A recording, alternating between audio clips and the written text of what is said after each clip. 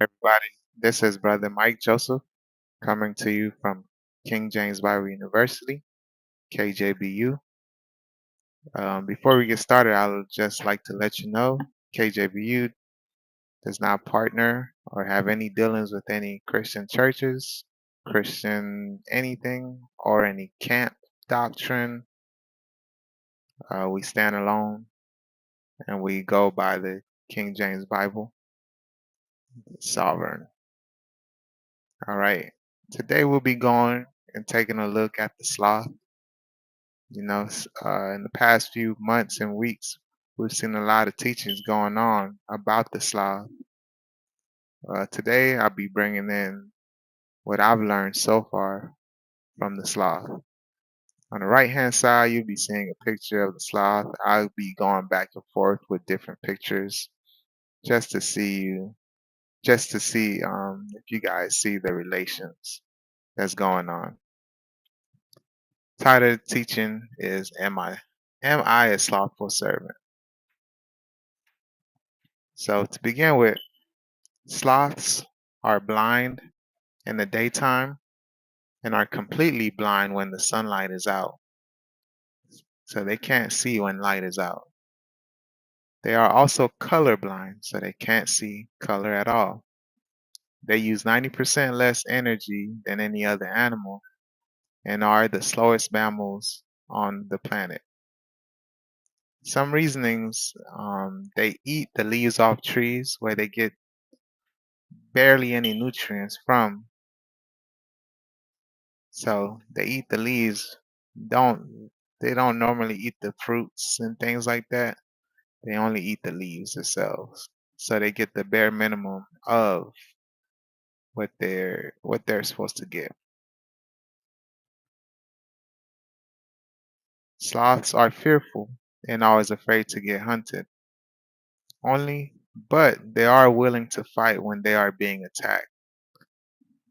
They hang on trees for most of their time and only come down when they have to defecate, or you could say poop, which is once a week. They don't eat much.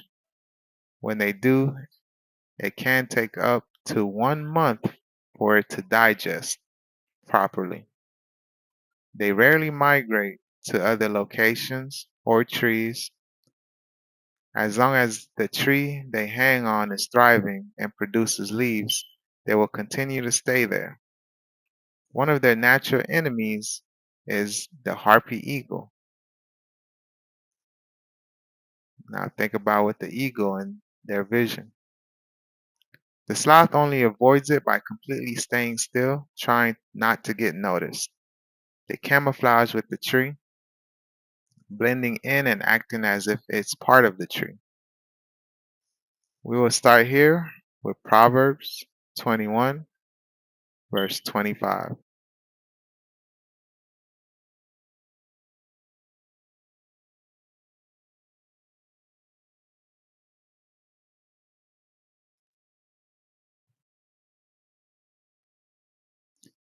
And on the right side, you're going to be seeing this sloth here, just so you can see that spirit that's we should see. The desire of the slothful killeth him, for his hands refuse to labor. So the slothful refuse to labor, meaning they don't want to work. What is the desire of the slothful? That is the question. They know they have things to do, but always put it off for another day. But we will see some law and how it works.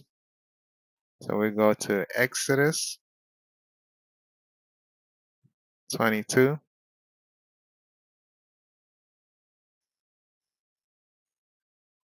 '29. It says, Thou, so it has you, me, shall not delay to offer to gift the first of thy ripe fruits and of thy liquors. The first of thy sons shalt thou give unto me. So we should not delay. When it's time to give it, we give it.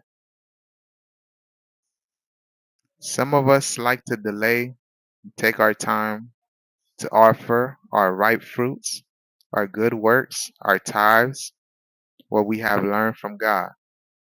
We like to just keep it in, not showing these things to our brothers and sisters, which, if we do, is true brotherly love, if we do show them.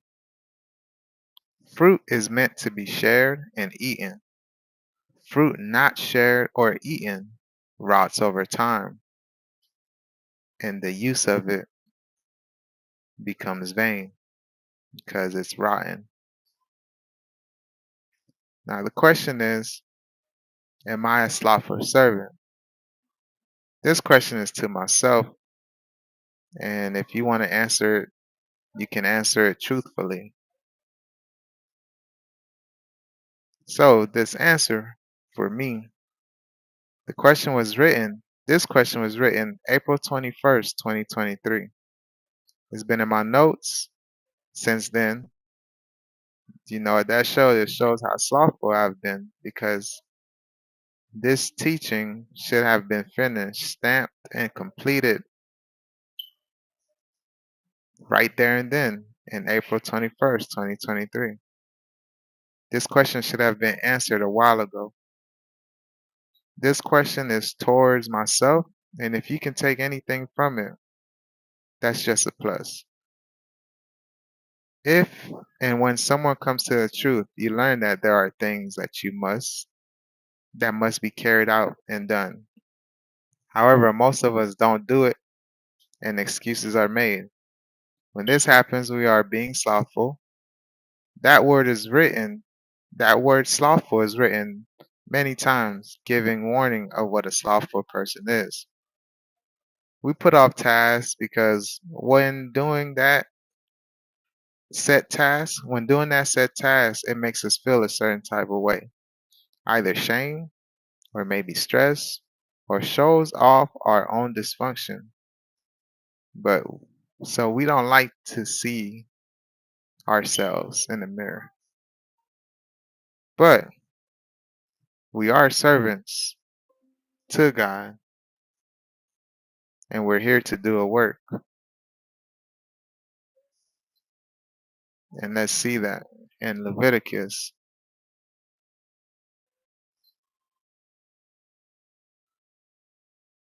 25. We're going to go to 55. And it says, "For unto me the children of Israel are servants." So this is God speaking. That's a full thought. "They are my servants whom I brought forth out of the land of Egypt," which means bondage and confusion. "I am the Lord your God, the Spirit of God, your guide." So we are the children of Israel, and we are servants, and we were bought with a price. So we have to do a work. He took us out of confusion. We have to remain out of confusion, and that takes work.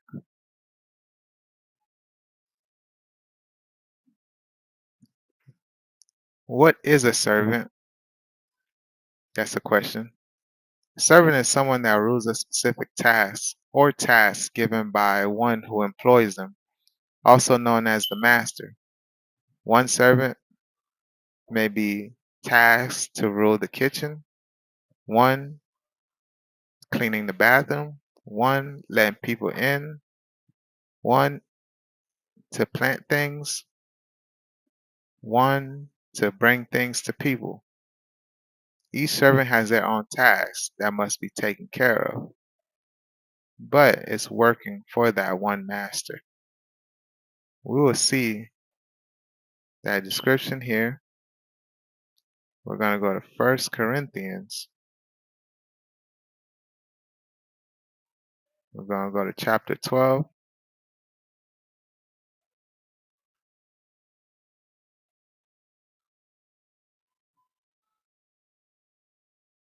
And we're going to start at verse, we're going to read 12 first, and then we're going to read verse 5 afterwards. So verse 12, and it says, "For as the body is one, and has many members, and all the members of the one body, being many, are one body, so also is Christ." So we see here, there is only one body, but there's many members. There's toes, there's feet, there's a knee, there's eyeballs, there's lips, there's teeth, there's hair, there's everything. And we all should be part of that body. But now we're going to see in verse 5. Well, let's look at here. 1 Corinthians 12, verse 5. It says, "And there are differences of administration, but the same Lord." So out of this body, everything has a different administration.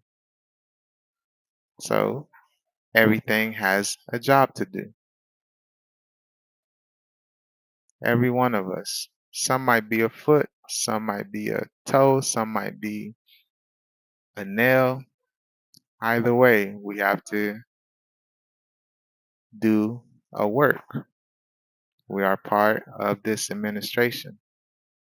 What happens is, if a part of the body does not get blood flow, that part will die.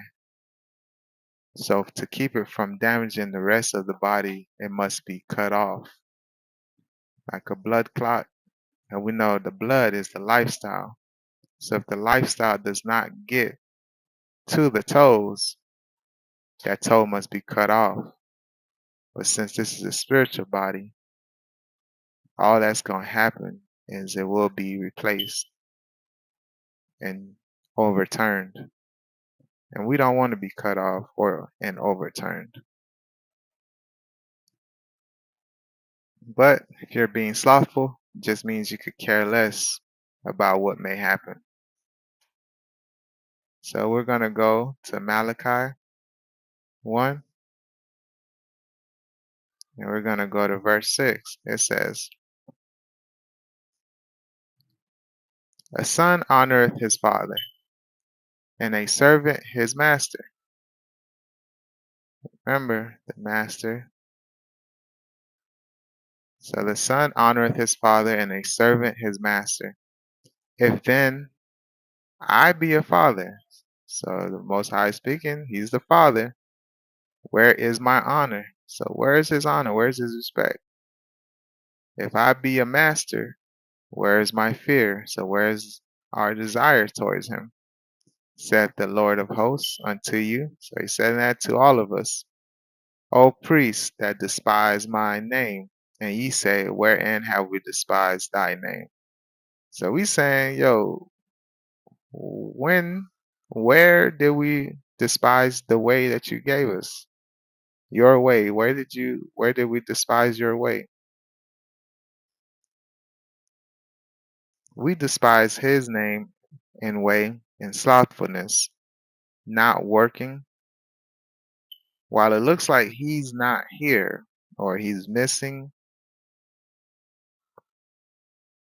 what we do, we take many breaks, take lunches, and take things off the clock. We are on the clock, but we are acting like we're not on the clock.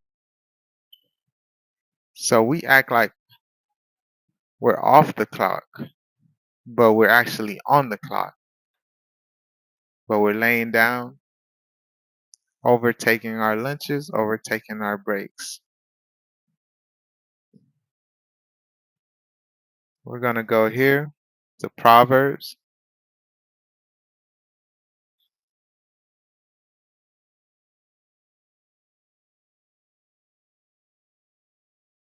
15. It's verse 3.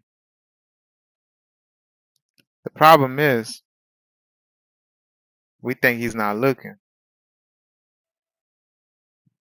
Proverbs 15 verse 3, it says, the eyes of the Lord are in every place, beholding the evil and the good. So he's remembering these things that we're doing, like this, sleeping on the job. You see that? My boy right here is chilling, huh? Taking a good old nap. So he remembers these things. He's on the clock. We're on the clock, you know? But he's remembering these things.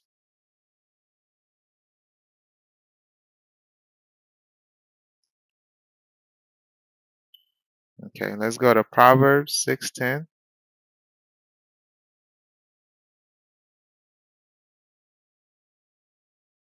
6 verse 10, it says, yet, let's go back to it, a little sleep, a little slumber, a little folding of hands to sleep. Well, we're going to read a little bit more of this chapter. All right. Verse 9. How long wilt thou sleep, O sluggard? When wilt thou arise out of thy sleep? So he's asking us, man, how long we going to be sleeping? How long we going to be napping? Like this right here is what we're doing.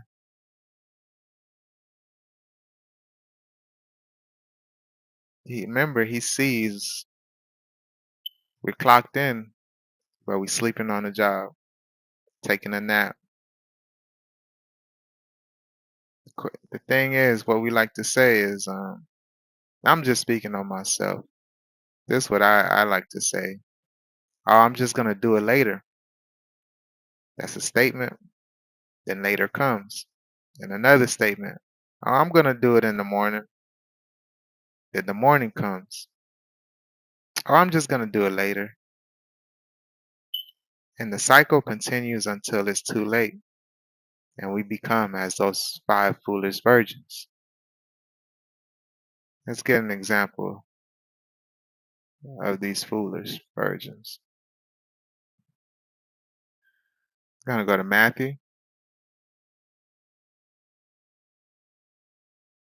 I'm going to go to chapter 25. We're going to read 1 down through 8. We're going to skip a few, but let's read. Then shall the kingdom of heaven be likened unto 10 virgins, so 10 pure ones, which took their lamps, so they had the lamps, and went forth to meet the bridegroom, so they was called. And 5 of them were wise, and 5 were foolish. That's crazy. So 50%. So 5 were foolish. They that were foolish took their lamps, and took no oil with them. How you gonna have a lamp but don't have no oil? You need oil. And we're gonna skip verse 4. In verse 5, it reads, while the bridegroom tarried, they all slumbered and slept. And at midnight there was a cry made, behold, the bridegroom cometh, go ye out to meet him. Then all those virgins, those pure ones, arose and trimmed their lamps.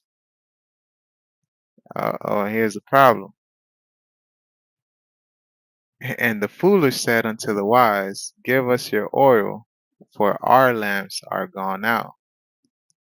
Question is, how do you let your lamp go out? It was on, you had oil before, but now you don't have any oil.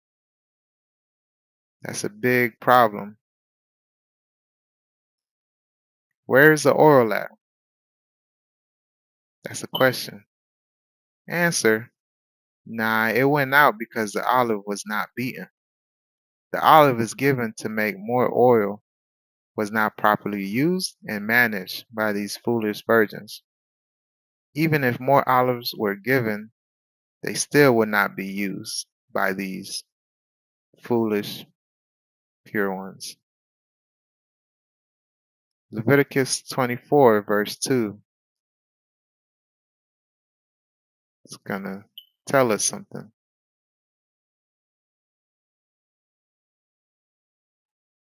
And it reads, well, we start at 1. It says, and the Lord, which is the Spirit of God, spake unto Moses, saying, so this is he's about to command something. Command the children of Israel, so that's us, that they bring unto thee pure oil, olive beaten for the light, to cause the lamps to burn continually. So you need pure oil, olive beaten for the light. So it's olive oil. The olive is beaten for light.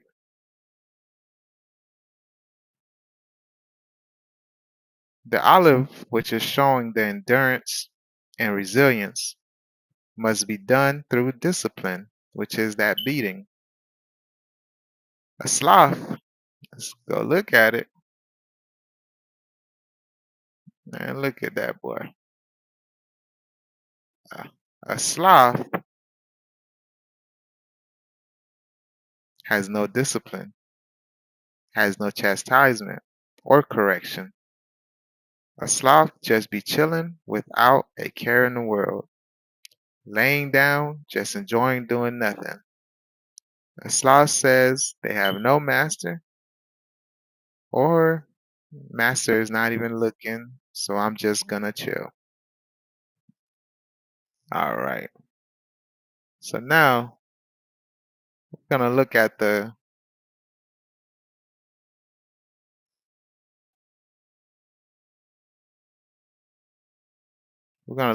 eyes of a sloth. Okay?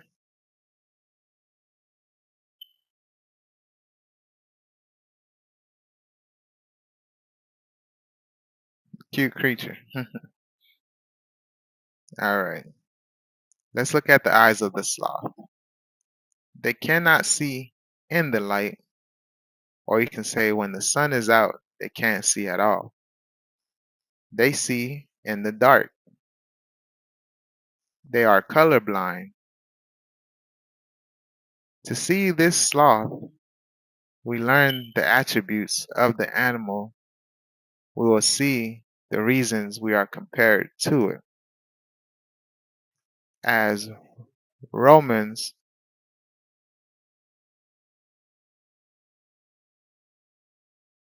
1, we're gonna read 18 through 20. It says, for the wrath of God is revealed from heaven against all ungodliness and unrighteous men, who hold the truth in unrighteousness. Now think about that. Sloths, those men, those women, the lazy people, they might have the answer, especially if they're in the truth. They know what the answer is to these questions. They're able to help, but they don't do nothing. So what they're doing, they're holding the truth in unrighteousness. And it reads, verse 19, because that which may be known of God is made known in them. So it's manifest in them, for God hath showed it unto them. So he told us don't be slothful. He gave us the example with the sloth itself. So we should know better. And verse 20 is the kicker. For the invisible things of him from creation of the world are clearly seen, being understood by the things that are made, even his eternal power and Godhead, so that they are without excuse. So that slothful spirit, we can't physically see it, but we can see it. He gave us that image of the sloth, and now we work in this spiritual slothfulness. and we can clearly see what we're doing. So there isn't no excuse. That's why I can't make none. I know I be acting like a sloth. But let's continue on. And we're going to go to Exodus 28.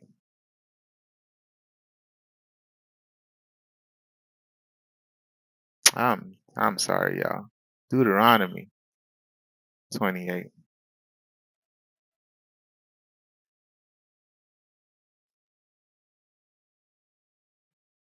So as we see that spirit that we're facing, that slothful spirit, really is a curse. We put it on ourselves. And let's read verse 15. It says, "But it shall come to pass, if thou wilt not hearken unto the voice of the Spirit of God thy guide, to observe and to do all his commandments," or the sloth's not going to do that, "and his statutes, which I command thee this day, that all these curses shall come upon thee and overtake thee." So we know that this is a curse right here, the spirit, and we have to get up off of us. We're going to see some more things right here in verse 29. And it reads, remember, a sloth is blind, it can't see in the light. "And thou shalt grope at noonday," that's when it's brightest out, "as the blind gropeth in darkness. And thou, me, shall not prosper in thy ways." So, you're too lazy to get your stuff going. Is your work walking your way, but you're still failing at that. And thou shalt be only oppressed and spoiled evermore, and no man shall save thee. But shoot,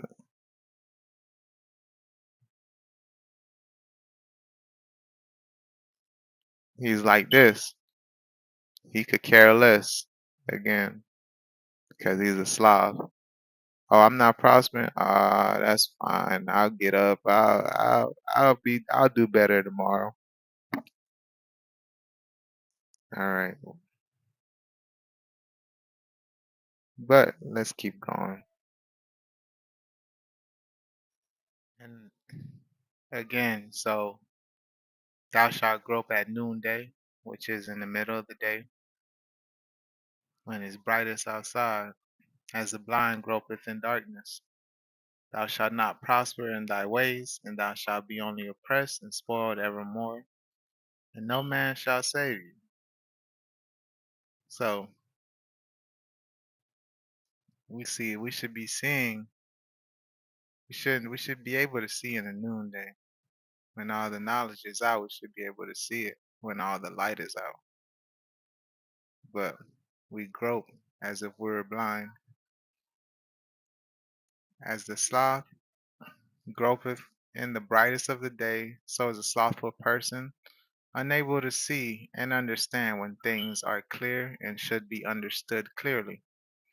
This is a curse within itself that we put on ourselves, not working and failing and falling asleep during the day when all understanding is out. When summer is nice and the fruits are everywhere, ready to get pruned and eaten.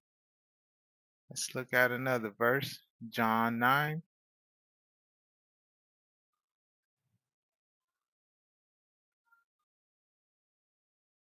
And we're going to read verse 4.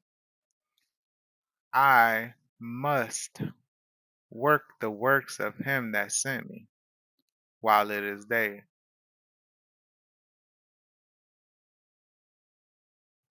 How you gonna work while in this day, but you groping?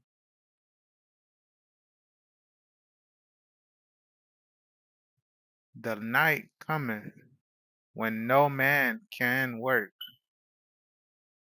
So you can't work in the night. You can't see. But during noonday, you grope, being lazy.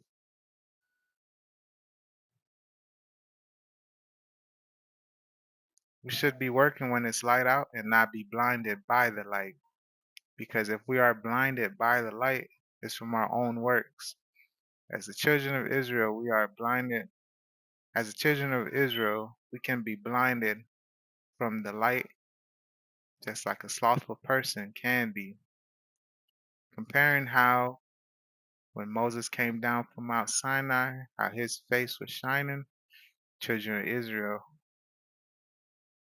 wanted a veil to be put on it to block all that brightness. We'll see that in Exodus 34.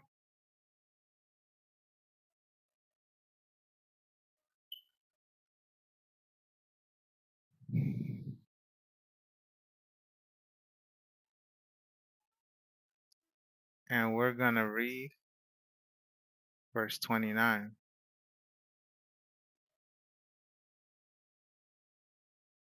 And we're going to skip some, but we're going to read verse 29.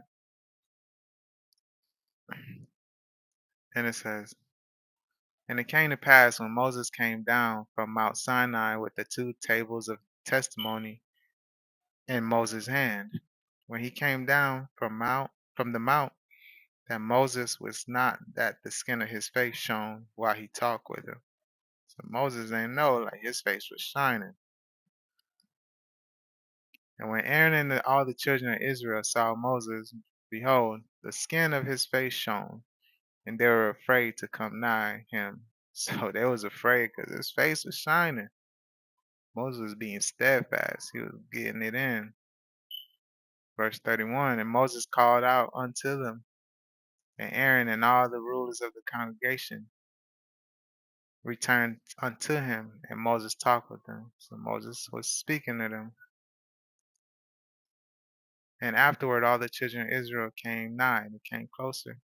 And he gave them in commandment all that the Lord had spoken with him in Mount Sinai.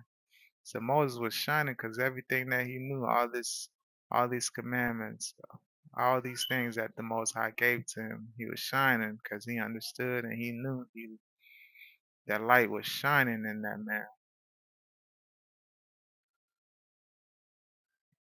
And it says, until Moses had done speaking with them, he put a veil on his face. So he was never showing all that he had. He was putting a veil on his face. But when Moses went in before the Lord to speak with him, he took the veil off. So he took the veil off when he was speaking with the Most High until he came out. And he came out and spake unto the children of Israel that which he was commanded. And the children of Israel saw the face of Moses, that the skin of Moses' face shone. And Moses put the veil upon his face again until he went in to speak with him. So he had to put this veil back on his face. It was too much. So we read that right here. But we're going to actually go. Oh, no, I can't go back. Sorry, y'all. Verse 34. We're going to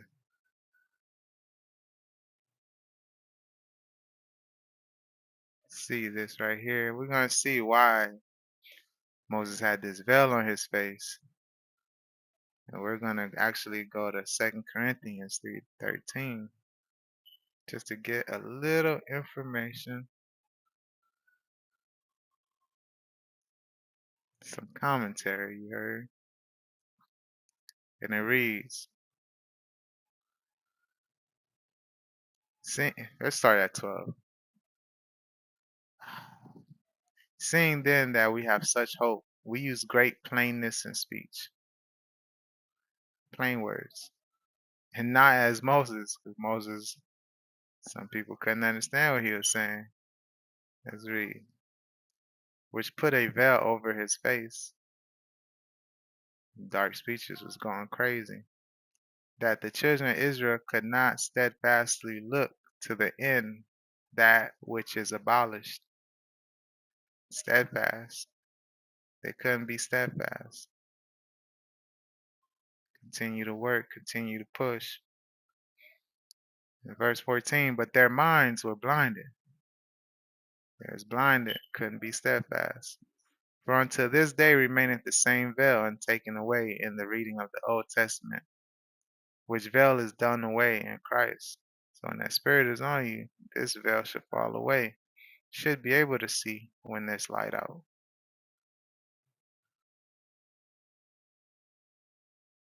But even unto this day, when Moses is read, the veil is upon their heart. So this cover is still here, blinding a lot of us.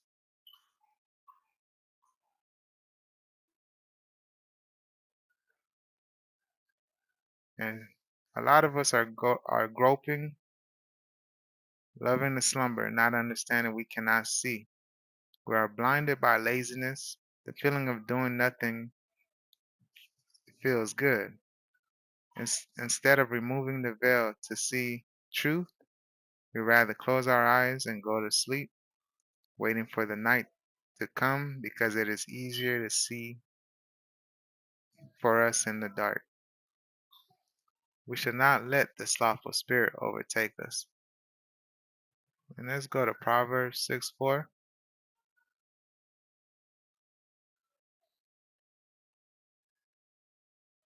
And it reads, Give not sleep to thine eyes, nor slumber to thine eyelids. Don't give sleep to them. As this guy right here. Don't be this. Remember, he's hairy like Esau. So give not sleep to thine eyelids. Give not sleep to thine eyes, nor slumber to thine eyelids. Don't give up and say, oh, I'll do it later. Do what needs to be done now. Work now, play later. That temporary feeling, that pleasure from sleep, it's temporary. It's vain. Don't worry about it. Let's go to Mark 4. We're going to read verse 16. But we actually start at verse 5.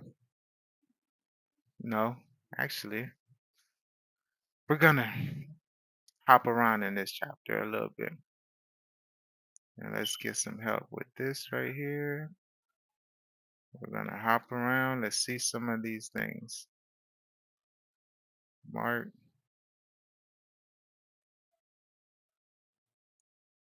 Oops, Mark 4.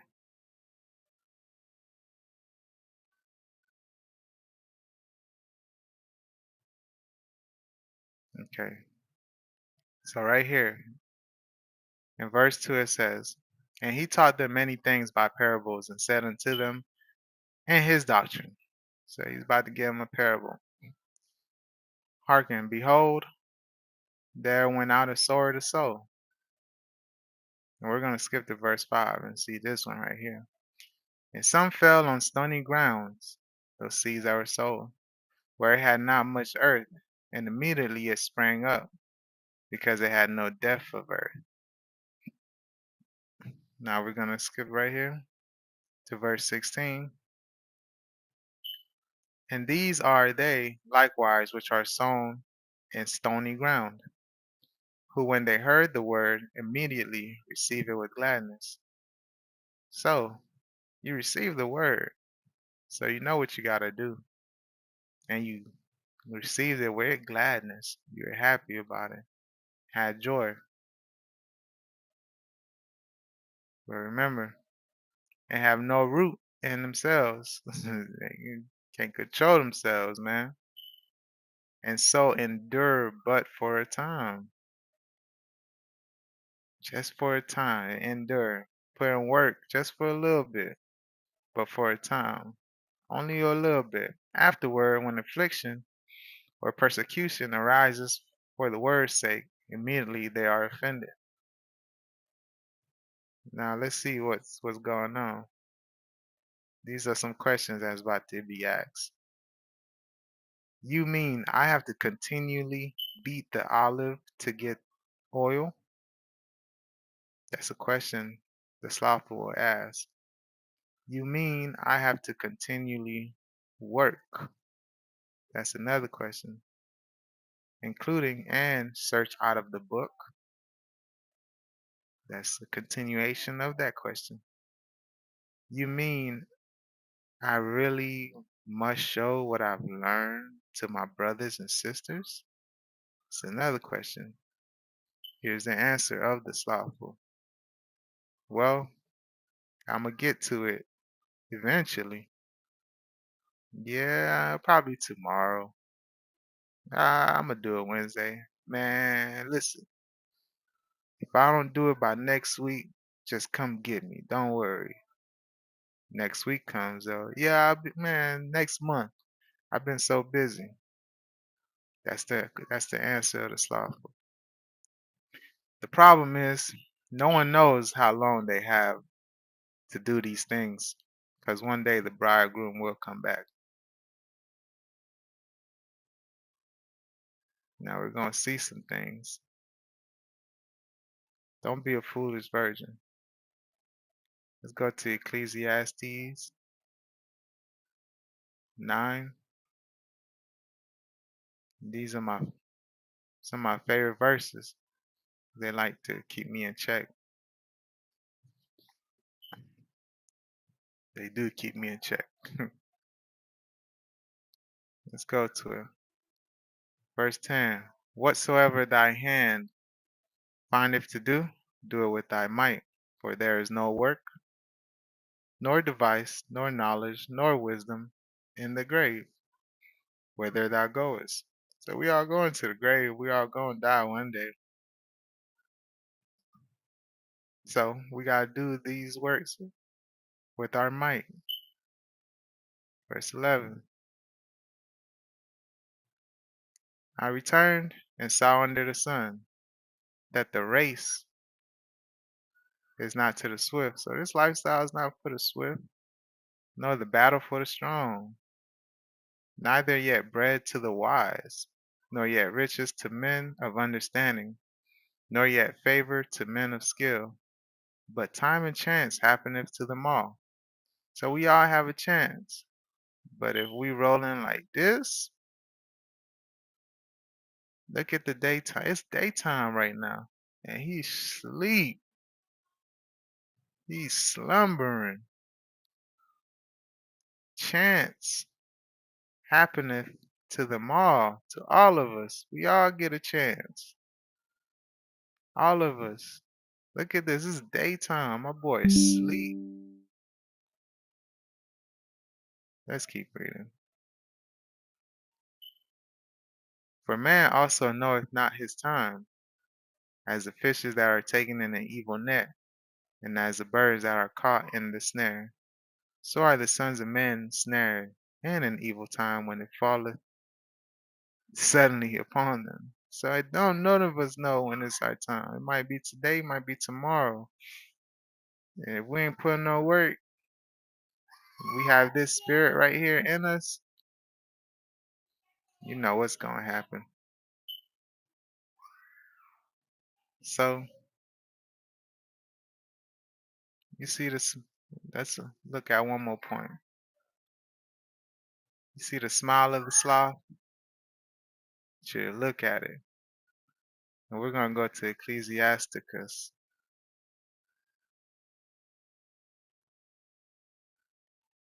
Ecclesiasticus, which is also known as Sirach, or Sirach, which is also known as Ecclesiasticus.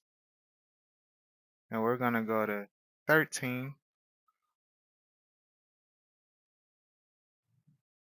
And why I brought up the smile, because slothful person always smiling in somebody's face. Pretending. Always pretending. Showing they know some, just happy go lucky, ain't nothing wrong. All sloths. They all got that smile.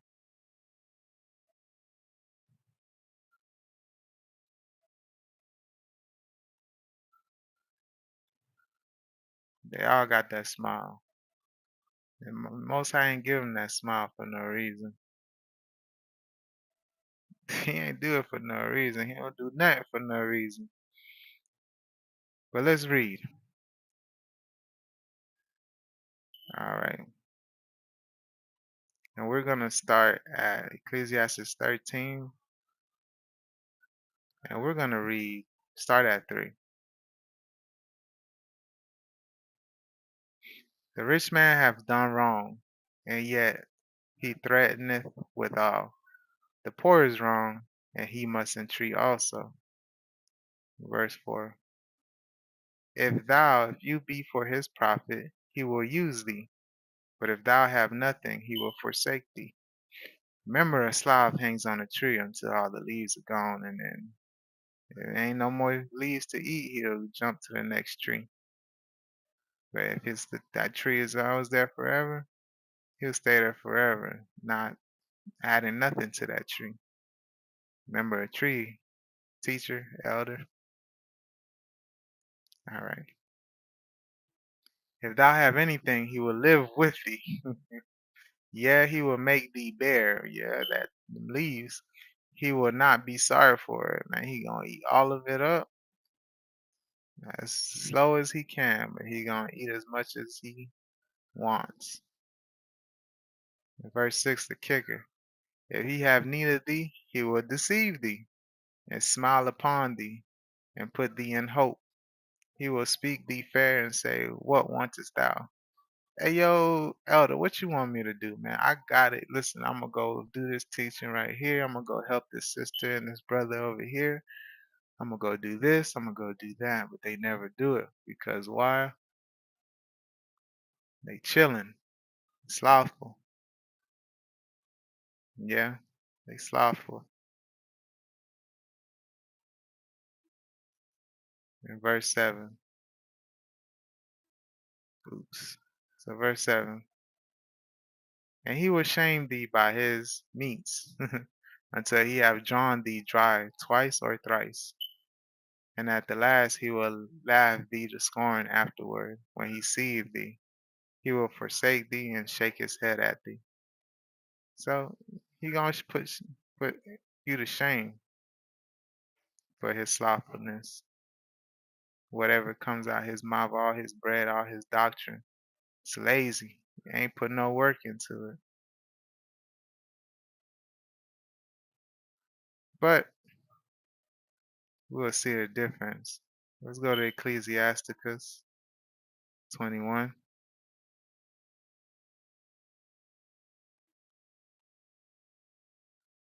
And we're going to read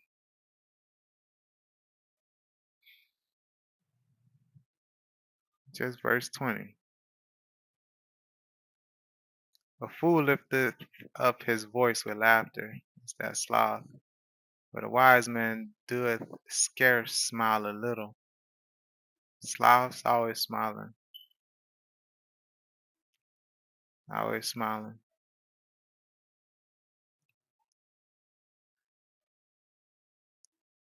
And let's read some more. First Thessalonians 5. And we're going to run through these verses pretty quickly. And we'll start at verse 4.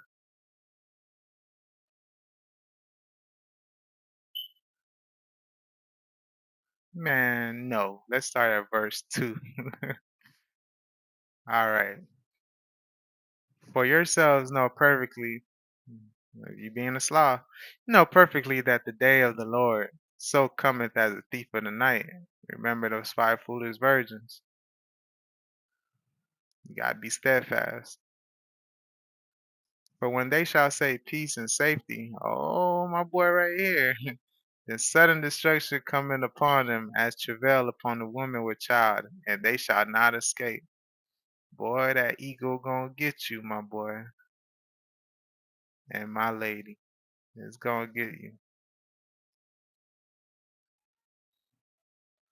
But ye, brethren, so for the ones that aren't slothful, are not in darkness, that that day should overtake you as a thief. You're gonna be ready, prepared, steadfast. You are all children of the light, And the children of the day, we are not the children. We are not of the night, nor of darkness. Remember, sloths are in darkness. They can't see in the light. Therefore, let us not sleep and do as others, but let us watch and be sober. So let us be sober. For they that sleep in the night and they that be drunken are drunken in the night.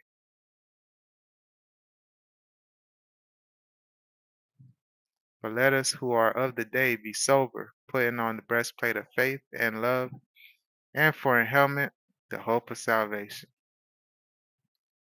So let's do this. Let's be steadfast. If you with me, I'm with you. We're going to hit our last verse here, and it is going to be Ecclesiasticus 5, verse 7.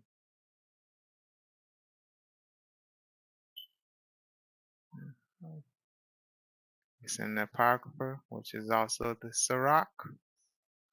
Ecclesiasticus, Sirach 5.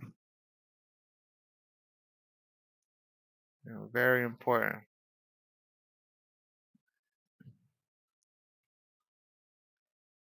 Make no tarrying to turn to the Lord. Put not off from day to day, for suddenly shall the wrath of the Lord come forth, and in thy security thou shalt be destroyed and perish in the day of vengeance. See, don't be secure in your slothfulness. Don't think everything is all good. Like the elders are saying, let me give y'all one more thing.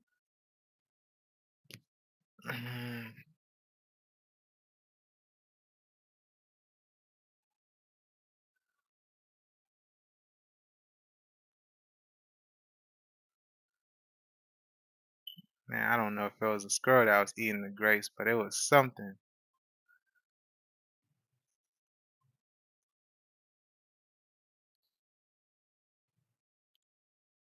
Well, I can't find it right now. It just came to my memory. But make no tarrying to turn to the Lord, the Creator. Put not off from day to day. So don't just say I'll do it later, I'll do it tomorrow. For suddenly shall the wrath of the Lord come forth, and in thy security thou shalt be destroyed and perish in the day of vengeance. So he will get upset. And just like a toe that doesn't have any blood going to it, or like a foot, there's a blood clot going, you will get cut off. But remember, this is a spiritual body. Once you get cut off, you will be overturned, and someone else will take that spot. So, hope everybody got something for this. Be this, be an ant, just work. Burden is light, man. And hope everybody got something for this. From this, thank you for letting me be here with y'all. Bid everybody shalom.